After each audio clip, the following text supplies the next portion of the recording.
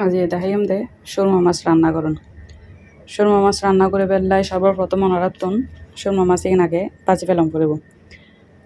তো আই লবণ মরিচ হলুদ দিয়ে মাখাইরে সুন্দর করে বাজি ফেলাইলাম। বাজি রেডে ফেলাই আবার একই পাত্রের মধ্যে পেঁয়াজ টমেটো দিয়ে বালা করিয়ে খসাই ফেলাইম। এরপর একটু পেঁয়াজ মতিয়ে ফেলে লবণ ডালে দিলাম। এরপর হাফ চা চামচ হলুদ গুঁড়া, চা চামচে, এরপর একটা চামচ মরিচ গুঁড়া ভালো করে দিয়ে সুন্দর করিয়ে এরপর অল্প করে পানি দিয়ে ফেলাইলাম। পানি দিয়ে পরে ভালো করে লাড়ি সারিয়ে ইন মজদাম দিলাম।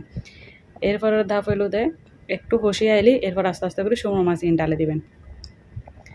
আর অবশ্যই সুরমা মাছ যদি ওনারা যদি আমরা বাংলাদেশের মধ্যে তো ডাঙ্গুলো পাতা দিয়ে পরিষ্কার করি, তো ডাঙ্গুলো পাতা যদি না থাকে তাহলে ওনারা কী দিবেন, তারও জালের মাঝে জিন দিয়ে ডেকসি ডলে ইন দিয়ে সুন্দর করিয়ে ডলে ফেলেবেন।